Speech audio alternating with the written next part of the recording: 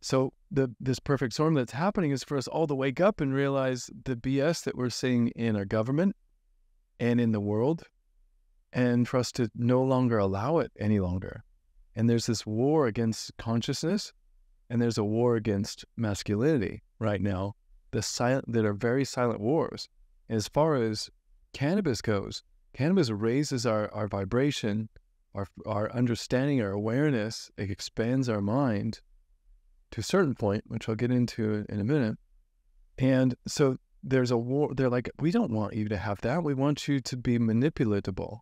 Welcome to the Soul of Sosa podcast. There's certain people that you can really tell that just look you in the eye with love and understanding and patience. He's a quality individual with many years of wisdom. He has an incredible story. And today we talk about the war of masculinity, the war over your mind. And without further ado, here is Trentamus. Welcome, Trentamus. Sosa, how you doing? Hey, man. Good to have you here, brother. For those of you who don't know, Trentamus and I are on a men's team, part of the Rising Man team. About a year into Austin, Texas, right? Yeah. A lot This year in February. And how's the city finding you? It's great. I love the people, and like the high level community is vast here and welcoming and loving and open and connected, and that's something I've been calling on my heart for my whole life, to find people that I feel like I'm connected with and that are my tribe. A, which has been difficult. B, for them to be welcoming and saying, hey, we like you. Like, everyone's like, let's exchange numbers. It's such a normal thing here.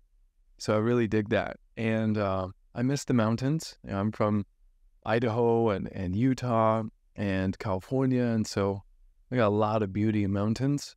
And it's been worth it. It's just a really neat city. There's lots of events happening and just loving the people. And yeah, so I've been really enjoying it.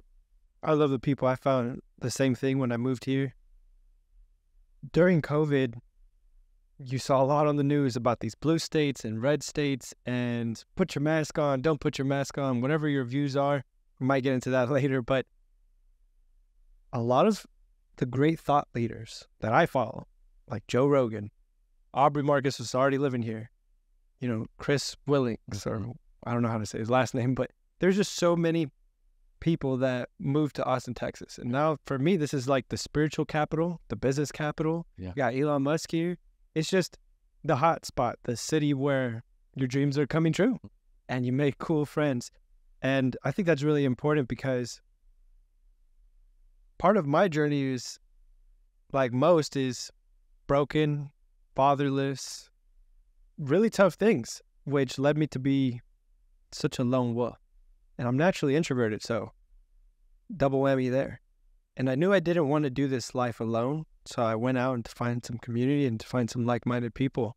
But I think that's by design, right? Like, the brokenness, the isolation is part of this war we're going to talk about right now, this war on masculinity. Yeah. Yeah. You said it well. Austin it's like a mecca. It feels like there's some substance underneath it as to why, because it's not the most beautiful place. It's really not. It is beautiful. It's got the lake or river, whatever you guys call it. It's a river to me, but you guys call it. It's a river. Yeah, I agree. Yeah. They're like, we just stopped it from moving, so now it's a lake. And so to me, I'm like, where is, like, why Austin? But it is. There's something that's rich in why a lot of great people are coming here. And I'm grateful to have you here. It's been great to meet you and to get to know you. And that, yeah, there's a lot of opportunity for all of us. And we're in the right place, right time right now. Austin just does feel like a place where you can be weird. That's what it's known for. And what is weird? And what is normal? I think we could talk a bit about that because I think there's a new normal coming out. People are talking about mental health. People are talking about being your best version of yourself. People are waking up. And this past COVID was, the last time I really started questioning the government when I was 6 years old is when 9/11 happened. And it's facts now that they lied to us about weapons of mass destruction, and they lied to us about a lot of things. And I think a lot of people are starting to wake up to not just get fed everything that the news is telling them. Yeah, it's a perfect storm. It really is for people to wake up. And I believe that that's a big part of why we're experiencing life on Earth as humans. So I'd like to think on macro levels of, okay, what is the meaning of life? Yes. And then what's the meaning of life as a human? And because I believe in a very holistic and universal aspect of God. And to me, God, and I've experienced this on psychedelics and theogens, come very close with my relationship with God and actually have healed many, many things because of it. And that I know that God can create anything and everything with, just a thought. So why Earth? Why humans? Why this life? Why these challenges? Why this experience? And just, I've been always asking God that question. A lot of the answers have come, and that we're here to experience life, right? I asked my teacher once, my spiritual teacher, why, what's the point of life? What's the purpose? And he said, to live. And that's so true. And it's also to experience life, to grow, to be healthy, to be happy, to learn, and to find more of ourselves and express it, and to wake up to what is true.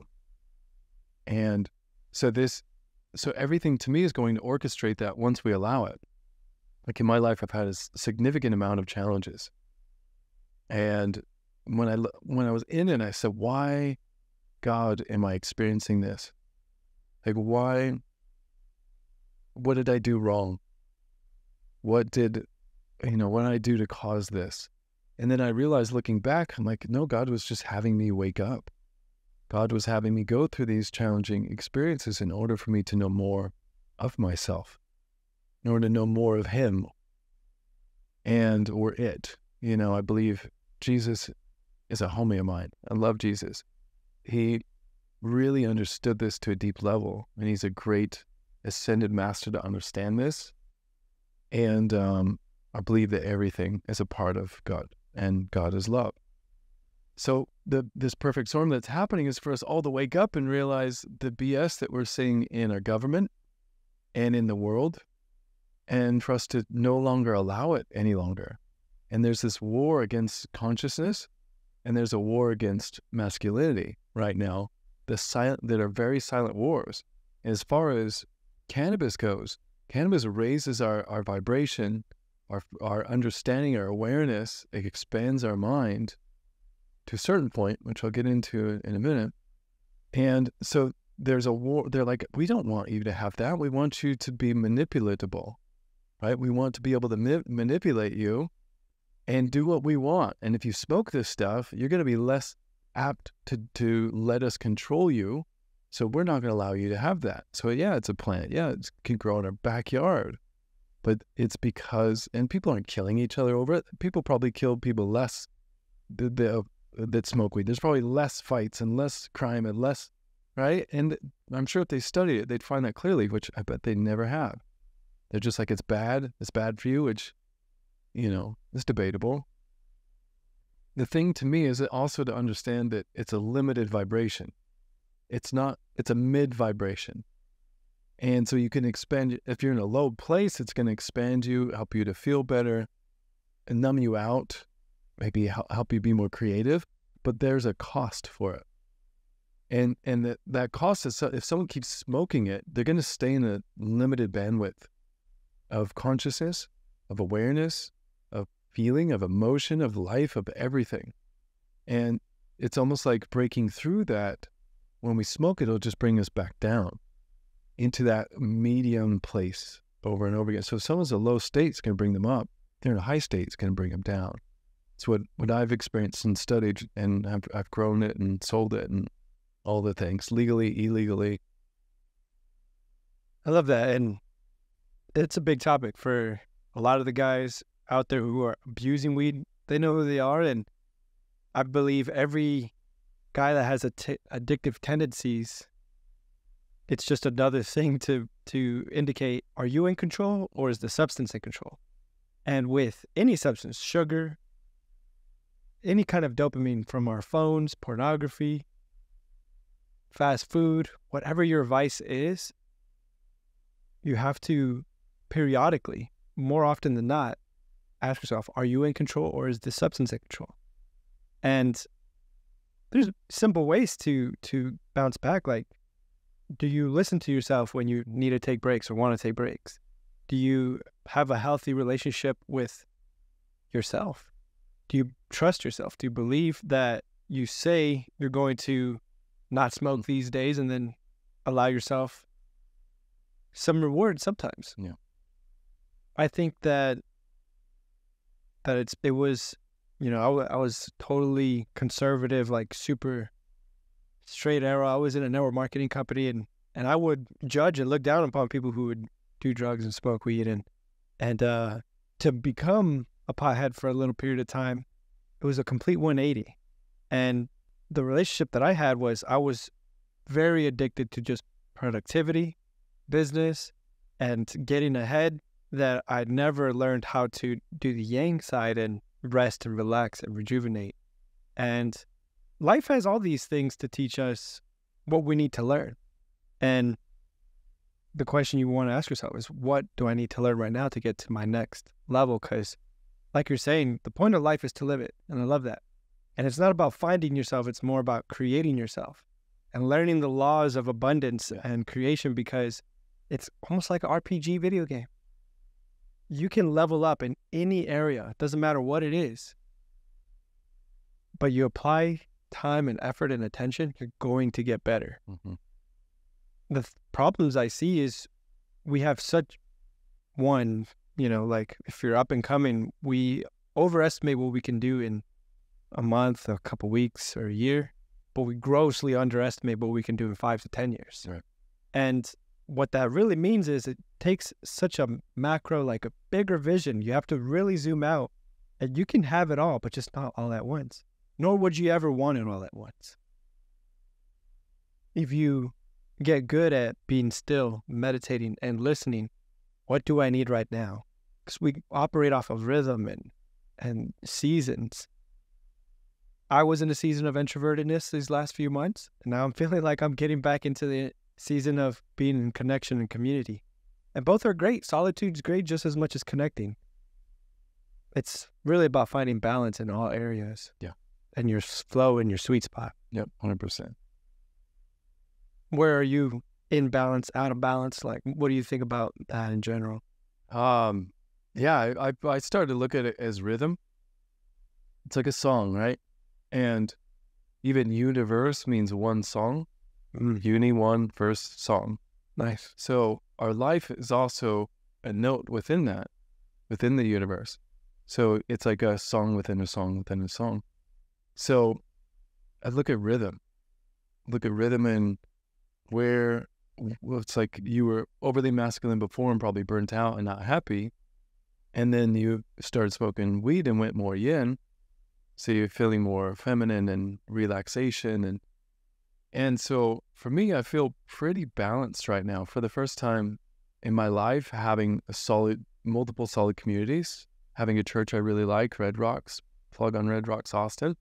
And the people that go there, phenomenal. Just developed a community that I deeply love and appreciate. And we have the men's team, Jetty and Rising Men. Work and my coaching has been going really, really well.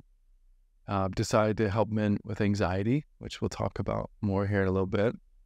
And because anxiety to me is it's a symptom of feeling fear, feeling disempowered. And right now there's a war on empowered men. You could call it masculinity, healthy masculinity. Because imagine if you and I were in a tribe and we wanted to take out another tribe, but they had far more strong warriors than we have. What do? We take out, are we worried about the women and children? No. We're worried about the warriors. So if we find a way to get into and infiltrate that tribe and take out the warriors, maybe their mind. Maybe there was actually, what was it? There was a war recently where someone dropped millions of pornographic images and papers and magazines and materials, and then would show it, took over the television, and would show, it was like 3 out of the 4 of their channels were just porn 24 hours a day. And so that took over the men's minds and made them weak. They came in and took them out. So the same thing's happening with us. Why do you think porn's free? You just pull it up, on your laptop, not even have to verify your age. And you have to even get a bank account, you need to verify your age. And then also, right now, there are things in our water that turn male frogs female. It's been proven. And that even, look up what's in your tap water and ask yourself why it's in there. And there are things that absolutely have no support or need to help us have healthy, clean drinking water. There's actually ways that are a lot cheaper and easier than adding these chemicals to have it be clean, and they're completely unnecessary. So look at them, research there's websites where you can find the chemicals that are in your water and look at what those do. And then ask yourself, why would someone want to put those in there? And see if there's even a benefit to having it in there. There's surely not. A lot of them cause cancer. We wonder why our cancer, we're a failing society, but we're following the people that's been teaching us and telling us to do it for forever. We're a failing business. If we look at the amount of debt that keeps skyrocketing, imagine if we had a business that was accumulating that much debt over time. It would fail. It would absolutely fail, but we keep feeding into it. And we keep listening to the people that have a failing society. The debt of individuals skyrocketing, suicide skyrocketing, especially with men. The cancer rates, mortality, it's going down. The cancer rate's going up. Mortality average is going down. We are a failing society, but yet we keep listening to the people that are driving the bus. We keep allowing it. And we need to stop. That's the main thing, is to stop. Because if we look at it from just an outside perspective and have a little bit of understanding and openness, we see that there's nothing really that's for our benefit. It's always for their benefit and not ours. And that's clear what their agenda and motivations are. And that is not for us to thrive. That's for them to thrive. Them. And so what we need to realize also, so we were talking earlier, I believe in the law of unity, is that God is in love and unity and oneness where everything and everyone is a part of God and God's child. And that the other guy, let's call him the enemy, is in separation, is in me, I, mine. I want. It's all about me. F everyone else. I don't care. As long as I'm getting what I want. So we got to listen. Do we have people in charge that are unified and of love and that are powerful leaders that actually care? Or are we looking to and allowing leaders that only care about their fucking selves? And I use that language on purpose for us to get the understanding that it's that serious. We're letting people die and be slaves legally and to have cancers and to be treated horribly, and then we're giving more and more and more power away. We're allowing it. And we have to stop that. We have to stop that now. So that's why I help men, because there's a lot of good men. David Data talks about 3 different stages of men. First stage is like the alpha, it's, confident in themselves, get stuff done, really clear in their drive, but they don't give a shit about anyone but themselves. At all. Just them. The second stage is the opposite. Generally a son of a first stage. He's very heart-centered, very caring, but he has no spine. He's the Mr. Nice Guy. He never speaks his truth. He never tells people what he actually feels and what's going on with him and what he needs. And so he's friend-zoned a lot with women because they don't feel safe with him. And I was this guy. I remember women telling me, I just don't feel safe with you. And I remember, what the heck? I'm the nicest guy on the planet. Why don't you feel safe with me? I didn't get it till I started doing men's work and realizing that a woman wants a man to feel safe around a man. That means being willing to handle shit if needed, willing to take care of business, physically, mentally, emotionally, spiritually, financially. If someone's coming to attack the nicey nice guy, they're going to feel like this dude won't defend us. And I feel that way with men now. If there's too nice of a guy, I don't have respect or feel safe with him, because I doubt that, I won't say this, but there's guys in man buns I'm working on trusting, nothing personal, but there's this sense of like, if a feminine man, if someone's coming and attacking our tribe or our community, a feminine man I don't have a trust with. I don't feel that they're actually going to stand up and fight back. And we need that now. We're under attack of some very intelligent beings and people that are systematically taking us out. And only some of us actually see it. And only some of us are standing for it. And so for me, that's why I help men, because the third stage of the man is the badass between the two. The third stage man is confident. He's caring. He's driven. He's loyal. It's like a true king that stands in his power to make everyone's lives better, not just his own, everyone's lives. He makes a decision based upon a win, win, win for everyone. And so I help second stage men to get into third stage. And one of the main things I help guys is being too nice, not speaking for themselves, and also that a very clear symptom is anxiety. A man has anxiety, doesn't feel safe in his body, doesn't feel safe in expressing and speaking his needs. He's always in the future, worrying about things, and that there's ways to actually become present and feel powerful. Know your power as a child of God. There are ways to do this. I used to feel completely incapable and completely powerless until I did this work, and now that's why I'm here, to help incredible men to step into their power and to make a better life and a better world. Well, I love that. Absolutely love that. There's so many things I want to chew on and dive deeper into. This is vital and necessary. The first time I heard it is, there's some quote or saying that the world needs more strong people like that, because the weak, by their sheer number and mass, will enforce their weak ideals on everyone else. Yes. The laws. Why do you think there's fast food restaurants on every single corner? Because most people will seek the path of least resistance. Mm-hmm. The blind has been leading the blind for so long. And like you were saying, the intelligent CEOs, the intelligent, sinister, greedy people who just are in it to win it for themselves, know that they can make so much money off of making people fat, sick, just nearly dead. And I was part of that too. I was being farmed off. And I believe that this stage 3 man, I love that, I call it the Renaissance man. Mm-hmm. The man that loves learning, gets out of their comfort zone, has a soft heart but thick skin, has developed themselves.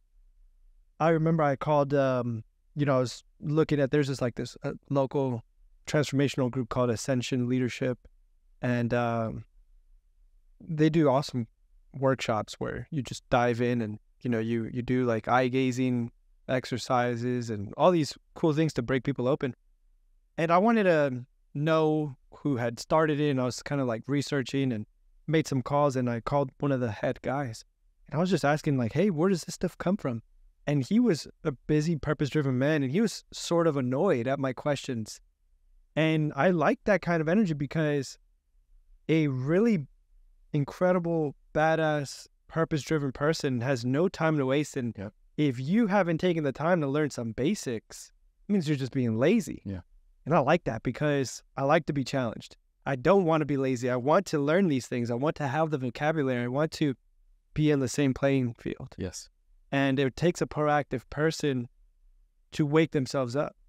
And it also does take you listening to podcasts like this and listening to people like Trentamus, because it starts like a snowball effect. Maybe you hear some good quotes, some motivational things. Maybe like most men, you're trying to chase the Rolex, money, cars, and women in your young 20s. We're so predictable. Guys are so simple when they're young because we haven't been shown the better way. That's essentially the fatherless virtues, right? When you don't have a dad and to teach you what is good and awesome in this world, you'll just chase what the world is showing you. Yep. And that was me for a while, but luckily I did find this network marketing group that was like one of my first red pills. I learned about books, personal development, and most people will find these better paths, even if their compass is maybe chasing the wrong thing. You may find some of these nuggets and these crumbs to get you to be that level 3 person. Yeah. How would you help someone start waking up? How do you help them get into that level 3? Yeah, so it's a formula that I help each man with. Each man's a specific individual in a specific situation, and so I look at exactly what they need and where they're at. First thing is we help bleeding neck stuff. So if they have a pornography addiction, we start working on that first, which is actually more common than you think. If any addictions, we start working on that, and then also the main thing we start with is the physical. So building our physical fortitude. So doing workouts, start rebuilding the nervous system, which is doing breath work, as well as cold showers, ice baths. So we regulate the nervous system, especially with the men I work with that have anxiety. And then we start working with the parts of the mind that believe that this man is less than. Because we've been reinforced with this our whole life. We're God's sons. We cannot be any more or any less worthy. It doesn't change inside or outside of us. It's inherent within us as souls. And so we start working on the pieces, the mental, physical, emotional, and spiritual pieces.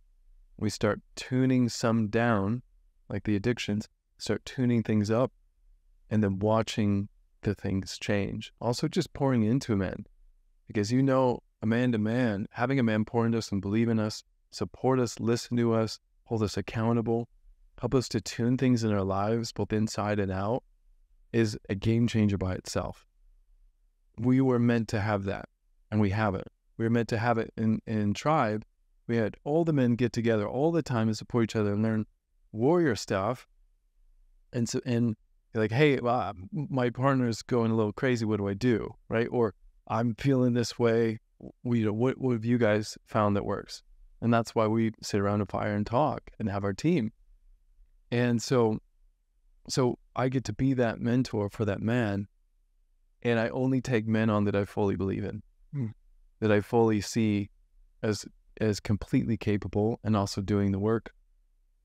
And so, yeah, each man's going to be different, but a lot of it is actually just starting with the physical to fortify the physical, especially the nervous system and the brain, because there's different brainwave states that we've developed into, which is high beta, which is like that go, do, and then getting someone more into alpha and theta, which is like flow state, trusting, at peace, creative, things just flow better, just click. And so watching life get easier and better and make more money and have better relationships by actually doing less and being more. Love that. Doing less and being more. I think what you said is brilliant, that you'll only take on somebody if they're a good fit.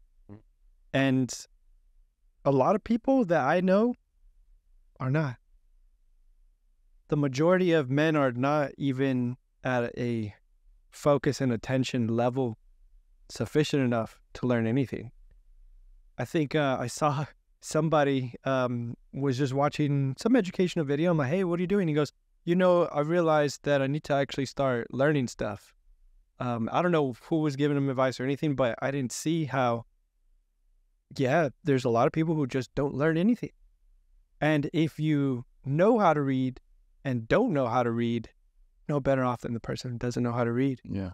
And that student mentality, that curiosity, that coachability is what's missing. And I pride myself on coachability and that student mentality because you have to be outside of your comfort zone to admit that you're ignorant, admit that you don't know something. Yeah. I believe there's like 4 stages of Larry, right? Yeah. And that first stage of unconscious. Exactly. Is so vital because we always want to rush and be the master and the teacher, but you'll never get to that point if you have not mastered anything yourself in the action, in the doing, and in the learning. And ultimately, the ones who are teaching have been the ultimate students. And I think one of the first things for anybody who wants to get themselves to be at a point to have a mentor is developing your focus, removing distractions like you were talking about. And that is something that's like a little ball of energy that has a certain bandwidth or willpower. Like, what's your ability to sit there and do something that is uncomfortable? One thing that's really helped, and Hermosi taught me this one too, is have like a timer. Play a game with yourself on everything. Like if I want to read a page, I'm going to devote this much time to read that one page. Yeah. And I'm not going to do anything. Or if I need to go to the bathroom or eat lunch later, I'm going to put a timer and I'm going to bang out 20 more calls. Play those games with yourself because you want to stretch that bandwidth so that way you can get to the point where you can receive gems of wisdom that Trentamus has to offer. That's it. That's exactly it. And the universe has these gems all the time. And I love how you said that. We have to be coachable from the universe, from God, from each other, and to learn and grow and be willing to, to me, there's being asleep and being awake, right? There is no in between. There's like hypnagogic and a couple of things we could talk about, but primarily we're either asleep or awake, right? And in our daily life, nighttime, it's also the same in who we are as a person. Are we learning and growing and becoming a more alive and more awake and expressing and finding ourselves and supporting others and have a positive mental attitude most of the time? Or are we just allowing ourselves to be asleep and to be walked along by those that we let be in power and we choose to be in power? And so that because there's unlimited potential with us as God's child. Anything, Jesus said, you can do anything that I've done and greater. You can move mountains with the faith of a mustard seed. And he meant that literally. So to understand our potency, right? That's one of the first things I've noticed is that the person that sees greatness in them are the ones that seek to be alive and to grow and learn. The ones that don't believe in themselves, that don't believe that they're loved or great, generally are the ones that stay asleep. They stay numb in every way that they can. And to me, that's actually what I've noticed. I help a lot of men with addictions. I went through a lot myself, pornography, masturbation, pain pills, prescription pain pills, alcohol, sex, drugs, all of the tobacco. Yeah. It's all of them. Yeah. And now nothing. And what I've found is that at the root of all addictions is, so you look at an addiction, what's it generally for? To numb out. Well, what's someone numbing out? The pain that they have inside of them. What's that pain inside of them stem from? Generally is stemming from them not believing they're worthy or lovable. And then the life outside of us reaffirming that, because life is actually a self-fulfilling feedback loop. Life is a self-fulfilling feedback loop. So we feedback, it's a feedback loop of what we self-fulfill. So we don't believe we're worthy, we're lovable, guess what's going to happen? We have breakups all the time. We have financial issues. We have addictions. We do believe we're worthy and capable. Guess what's going to happen? This could be same person, same situation. They believe in themselves. They know their worth. And they know that they're lovable. They're going to completely have a different life. They'll let go of addictions. I want to treat myself better. I want to be happier. I take care of my body. And so that's the massive difference. If we looked at underneath everything, does someone believe they're worthy and lovable or not? And generally we believe this from what we experience from 0 to 8. Were our parents loving and self-affirming and, supportive? They believe in us. Were they present with us? Did they celebrate us as an individual or not? And then what we decide to do with that is very important, because we're adults now. We're not children anymore. It's not existing anymore. So what are we choosing now about ourselves? So we go deep into that, and there's a lot of threads with my clients. We actually tune and adjust a lot of those threads, especially that baseline belief in oneself.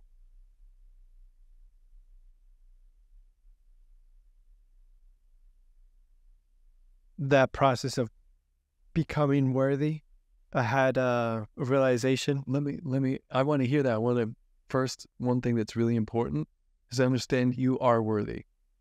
You are worthy. You always have been. You always will be. It's not a process of becoming it. It's a process of realizing it. Yes. So it's just you are worthy. You are worthy, 100%. Every single person you already are. You're lovable. You're unconditionally loved by God. You are. I love in the Bible, it says that God has more positive thoughts about you than there are sands upon this earth, grains of sand upon this earth. And so know that you are completely worthy, lovable, valuable, capable, and you're meant to be here. And there's great things that you can do. And if you need someone to support you and believe in you, find it. And that, we're talking to those who are on the no hope, last leg, thrown in the towel or something, because sometimes I tell myself, especially when I'm sick or feeling ill, my existence is enough. Your existence is enough. You don't have to do anything or prove anything to anybody. Because one of the best things, the most powerful things you can instantly raise your own vibration is by not beating yourself up. Yeah. Is by being kind to yourself. When I first heard that was powerful. When I read books like How to Talk, what to say when you're talking to yourself. Just mastering your word. If you've read the 4 Agreements, just the power of the spoken word is just be impeccable with it. We program ourselves and others based off what we speak. And it's a Bible verse too. I love that. Out of the abundance of the heart, the mouth speaks. Yeah. We didn't rehearse any of these lines. We didn't get together and say, this is what we're going to talk about. This is just coming out of the heart, right? Because of what we have conditioned ourselves to, what we've listened to, because we all can do that. And becoming worthy, realizing you're worthy is vital when you're in partnership, because the men that I've talked to who don't feel worthy don't want kids. You want to be worthy of your woman and worthy of your own DNA, that you believe will be a benefit to this world by procreating, by having children. Because if you really want to make change, there's this old Rothschild, one of the global elites, the Rothschilds, on their family crest. This is a family that has for hundreds of years controlled banking and countries and politicians. But on their family crest has this one Bible verse, or just one ancient verse, that says, like arrows of a quiver are that of one's youth. All of your kids, through generations, will make more of an impact than you ever could in your lifetime. And if you have, great people, good people must have lots of kids, because those kids will go off into the world. Yes. And that is how big thinkers think, because it's not about the weekend, about the headline news this week or this year or next year. It's about generations. Things really move in generations. And since we're talking about the war of masculinity, I'm sure you've heard that saying that hard times create weak men. Sorry. Opposite. If y'all are listening, hard times create strong men. Strong men create good times, and good times create weak men. And I love that saying, because I had hard times, you had hard times, and I believe that made us strong. for some that never get the guidance or seek the wisdom or do the inner work, you can see it. They're just foul, angry, bitter, and you don't want to be around them. But the worst place that I've found people is in the middle. And there's been a lot of good times in this country, and there's been a lot of good families, and then that's why you see a lot of weak, mediocre, middle. Those are the ones that are 40-year-old virgin gamers living at their parents' basement. And there's a lot of them out there. And those are the ones There's a cousin that is that. So 100%. I'll just finish off too. We all know somebody, and I was that somebody. A boy will become a man when they leave the blame, the self-guilt, the lack of responsibility, and have a healthy red pill personal responsibility. If it's to be, it's up to me. Because your woman, your relationship, your surroundings, your relationships with your siblings, with your parents, with work, it's all your fault. You are in life where you have chosen to be. And it's sad to say, too, that, even goes for the super meta for people around the world and in different circumstances, spiritually speaking. I'm still working on understanding it too, but before you incarnated into this world, you already chose your gender, your race, where you're born, what family you're born to, where in your hierarchy in the siblings, what economic conditions. You even chose your betrayers, the people who are going to stab you in your back. Yeah. Because if you look at either life is happening to you or life is happening for you, you can't develop strength if you haven't gone through hard times. You can't develop forgiveness if you don't have anybody to forgive. Yes. And then the third stage on that is life is happening as me.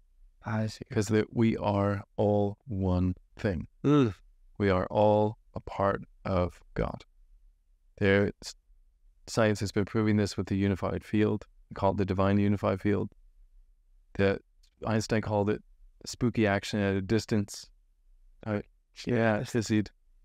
take a neutron or proton, split it in half, send it across hundreds, if not thousands of miles. Then he would manipulate one, the other one would change just the same. So we're all interconnected. Let's talk about that. I love the quantum theory and the quantum field, the spirit science, the laws of vibration and the string theory, and they all go hand in hand with how we create our reality and how we are mirrored by everything around us. Is that important to know? Yes and no. Yes, because it helps, as you're saying, it's really important for us to take responsibility, right? With great power comes great responsibility, right? With great responsibility comes great power. When we take responsibility over everything that we're experiencing in our lives, this is one of my biggest problems. I'm going to pause that real quick, go back to it, put a pin on it. That I felt like I was a victim to everything and everyone in my childhood, and that it was everyone's fault. It wasn't mine. Until I started to realize, I think someone said, do you realize how much of a victim you're being? And I was so mad at first, and then realized 100% I'm being a victim. I was being a victim to everything. Then when I started taking complete responsibility of everything in my life, came great power. That's one of the most important things for us to understand. We have power over everything in our lives. Now we could get into what I believe to be true, which is the, the multiverse theory, where everything that can exist does exist. Everything. Where you and I are switch places, you're in a pink shirt, I'm in a green shirt. We're in a different state. There's everything possible that exists right now. We're aligning ourselves from moment to moment with our reality by our thoughts. It's like, imagine a video game, right? You're saying RPG, very much so. That in the RPG you have your controller, and then you have the physical controller, and then you have the meta person or being that's moving the controller. The controller itself have buttons and joysticks and D-pads and the whole thing, right? So our joysticks and our mind, like the buttons, joysticks, everything, is our thoughts, our words, and our actions and feelings. And so wherever we're thinking, feeling, speaking, and doing is what we're going to create in our reality. That's why they say the more you think about and feel the thing that you want in your life, the more it comes to you. It's because we are aligning ourselves with any experience that we desire. So our universe, it's like on a video game. So you have the screen, right? And you're experiencing what's on the screen, and you can move the guy wherever you want, and the screen moves. The thing is it's just creating a new program as the guy's like moving up, right? And it's coming down. There's everything and anything that exists on the game itself. You're just choosing what you experience at any time. And then we could even dive into the screen itself as just actually light, and that's being manipulated to seem like it's experience. It's just like my phone, right? There's not a picture there. It's light that seems like there's a picture. And there's these little pixels that move and change. This crystal pixels, if you are a science geek like I am, look up the E8 quasi-crystalline structure on YouTube. It's actually the theory of everything that's been scientifically proven is created by a crystalline structure that's all interwoven and interconnected as one. Guess what the same thing is on that? Our phones. It's a crystalline overlaying structure that's interconnected, that has different light reflected through it, and then it seems like we're watching a video of a guy on a boat or anything. It's not. It's light. It's just light in a program that's making it seem like we're experiencing.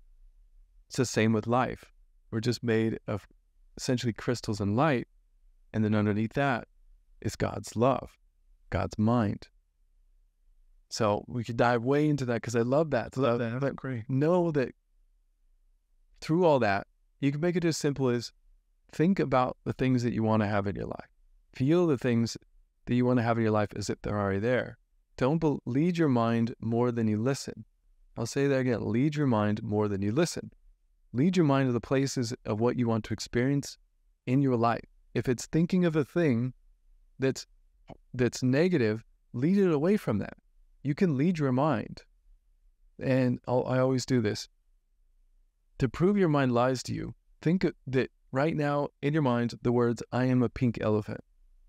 You just did it, right? I am a pink elephant. Is that true? Not at all. So that proves that the mind lies. It can absolutely lie. We can go to the amygdala, the reptilian part of the brain that wants to keep us safe and is based in fear and all these things. But essentially, just know your mind can lie to you. So you might as well be the one leading it, right? So lead it to where you want it to be in every area. Speak the words that you want to experience and have in your life, and nothing other than that. And watch and take 100% accountability and responsibility for everything in your life. Even the like I was saying earlier, they and all those in charge, right? That puts the power outside of me on them, which isn't true. The power is inside of every single one of us. And when we take responsibility on that, we have great power. So that's one thing I'm working on, is realizing I'm not a victim to politicians or anyone in charge. I've created and aligned myself with that reality. And I can create and align myself with the reality in which I want. I am in control and in charge, just like everyone. That's how Jesus could heal, because he and raise the dead and do all the great things, because he knew how much he was creating his own reality. And God and him together were creating it.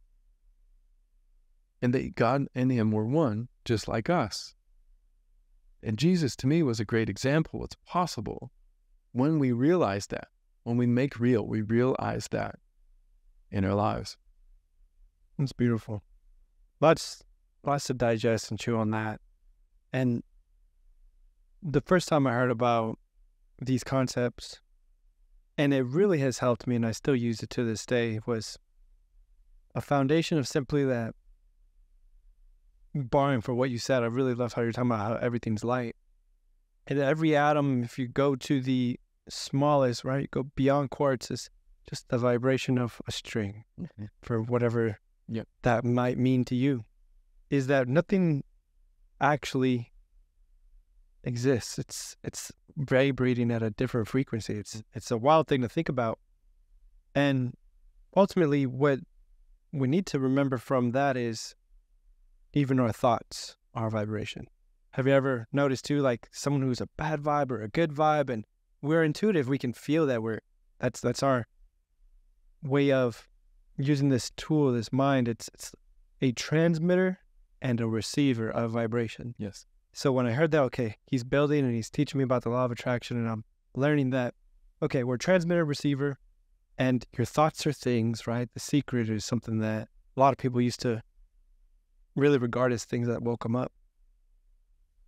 But one thing that I really want to share that I love that I use to this day is as you're learning how to use that powerful tool that you have, know that not everything's going to be in that radar screen.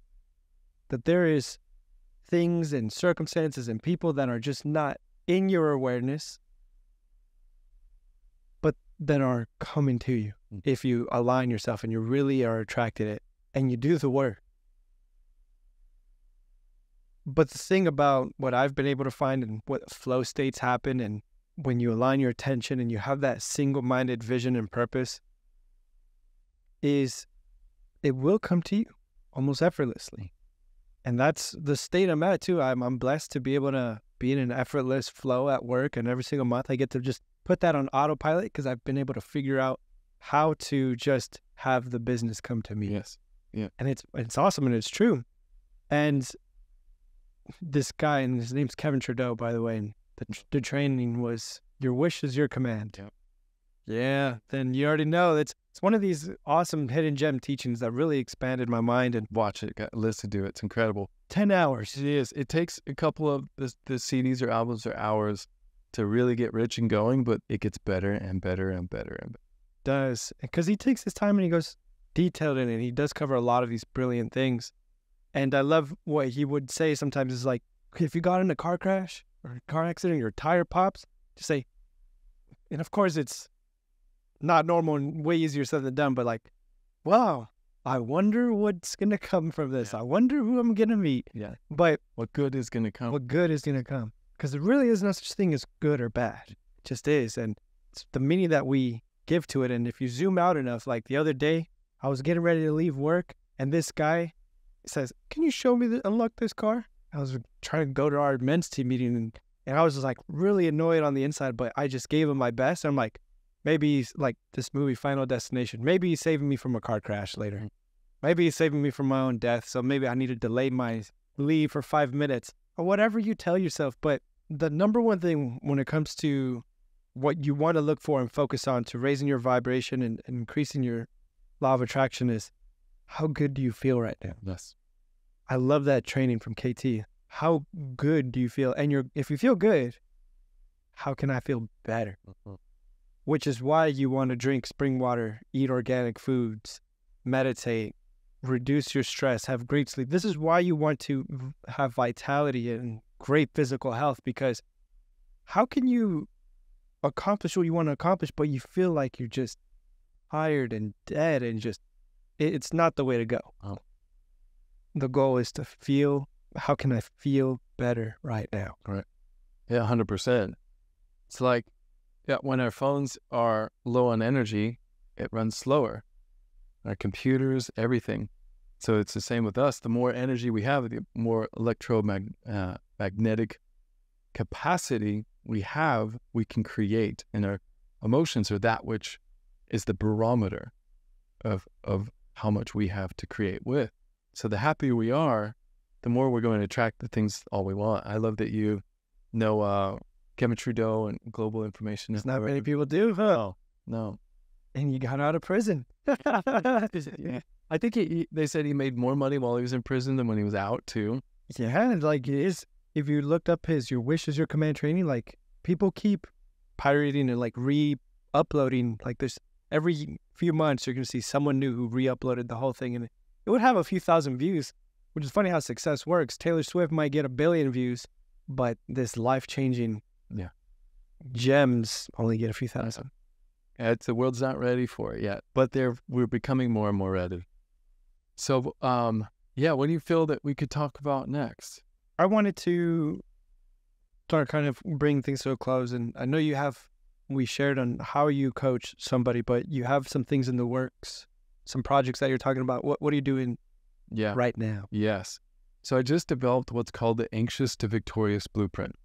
So it's a blueprint to go from anxious, feeling afraid. That could look like feeling nervous, which is what a lot of people see as anxiousness. Some people don't even realize they have that. And it could look like addictions, or just not taking action, or staying inside, or not taking the next leap in their life, or having the same patterns happen over and over in their relationships, or really anything. So I help men to go from feeling that anxiousness to being absolutely victorious, to go from the second stage or even first stage into the third stage of man, which I call the integrated man. My company's called the Integrated Man, and then we have the Anxious to Victorious Blueprint. So I've been working with clients for the last 8 years, and have noticed this has been one thread with all men that I meet is anxiousness. And so we're going to go right into the heart of it. We're going to retune the nervous system, and to fortify the nervous system, and to retune the brain, and to do it in a physiological way, and also a mental way, an emotional way, and a spiritual way. So retune those parts of the men that don't believe that they're worthy or lovable or capable or valuable or significant, and actually have them know that they're worthy, capable, valuable, lovable, and significant. And to live life from that place. Imagine if you knew all the time that you were lovable, capable, valuable, significant, and what you would do with your life. All right, so that's one of the huge barometers. So we turn that, crank it all the way up, see everything get better. Their health, their relationships, their happiness, their income, everything, their connection with God.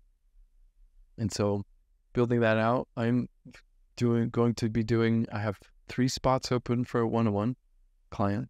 And then I have 7 spots open for a group coaching program I'm doing, helping men connect together. I'm actually thinking of doing an online and an in-person. So having in-person Austin men come together, support each other in this. Really, really excited about it. And it's been, something I've been doing one-on-one and seeing significant results, and now branching it out more and more. That's beautiful. I love that. I love the name too. I'm curious too. Is there, they'll reach out. Do you have like a free offering or something to send them, or? Yes. So there's 2 things. One, give them a 30-minute training that dives into this. It's pre-recorded. Number 2 is a free call. So if someone's thinking about working together, we'll hop on a call. We'll ask them some questions that help them to get clear whether we decide to move to work together or not by the end of the call, where it's a map, a blueprint of the next steps to take. Maybe we get the breakthrough on that call and they don't need anything else. Maybe I realize that another one of my friends or coaches could help them more than I can. Great. Or book, or training, or that we find that actually there's chemistry, feels really good. And there's someone I believe in, and they're willing to do the work, and that I understand them and know I can help them, and then we move forward together. So I'd say Instagram's one of the best ways, TrentamusBriggs.com. I'm also slightly shadow banned. So you put in my name, you got to open up. It used to just pop up top. I mean, how many Trentamus Briggs are there in the world? And now you have to see all, and then scroll to the bottom, and it even doesn't show my picture too. So you got to go through to find all that great stuff. It is, man. It's all that they're afraid of. So I see their fear coming at it, and must be doing something right. Yeah.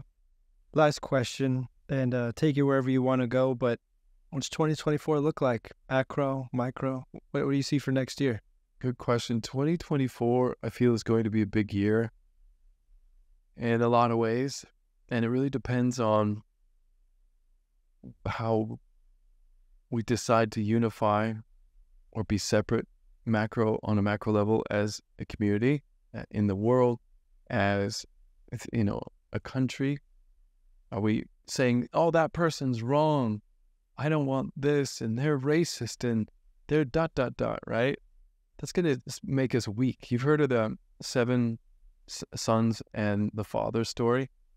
Not heard of this. So it's a story where there's back in the day, there's a man that has 7 sons. And so the sons are always fighting. They're always bickering. They're always fighting with each other. And so finally one day he gets them all together. He wraps a bundle of 7 sticks and he hands it to him. He says, try and break these. Not even the strongest, every son tries. Not even the strongest son is able to break this bundle of sticks. And so then he opened up the bundle and gave each individual a stick. And he said, now break it. And every single one, even the weakest son, was able to break the stick. The moral of this story is that when we are unified, we are unbreakable. When we are separate, we are very, very susceptible and breakable. And so that's what I believe is actually what's being done. Is it like racism and transgender and all these things? It's a brilliant tactic to get us divided and therefore weak and conquerable. What I invite us all to do is to come together in love, to come together in unity and say, I don't quite understand a person that's transgender. I've never gone through it, but it's not up to me to judge. That's on God. I don't think God judges them at all. I think God loves us unconditionally and we're all expressing ourselves the best we can. And so it's not on me.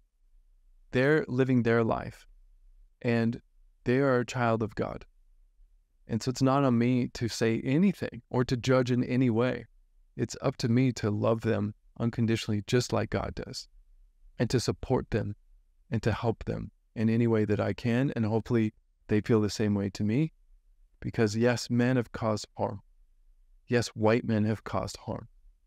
I have been a white man that's caused harm, and I've grown and do my best to now cause as little harm, as much benefit and impact as I can, because I've found who I truly am.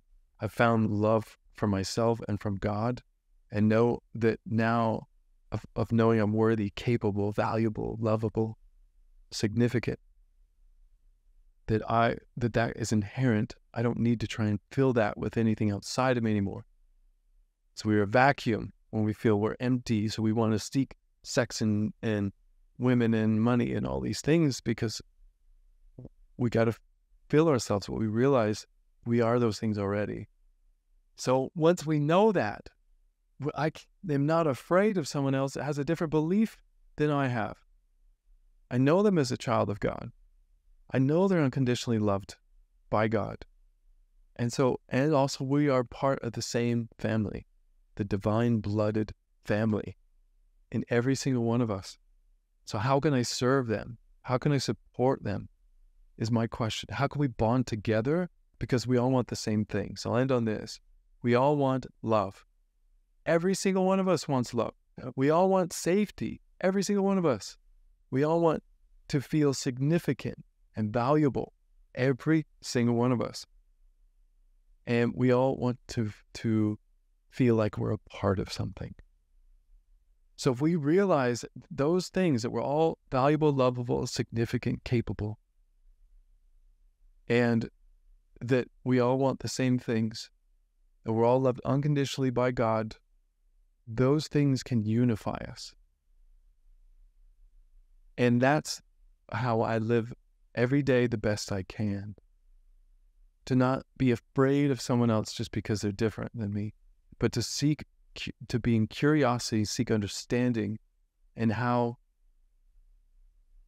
I could learn from this person, how I can serve this person, because we're on the same team. Every single one of us is of the same family, in the same team. And when we realize that and we live that, then we'll have peace. Love it, man. I was hearing Elon and them on Twitter Spaces. We're all Team Human. Yeah. Because that's going to unify us the most. Yeah. Not Team America, not whatever it is, but just Team Human. And love you, brother. Appreciate it. What a great one. Yeah. Bye, everybody. Thank you. If you stuck to the end, you are the rare, special kind that has the attention span. And I'm guessing you're just resonating with this message. To help grow this channel and help others find these gems of wisdom, please hit the like button, leave a comment, helps the algorithm, shows YouTube that you like this content and you want to see more of it. Thank you, and I'll catch you on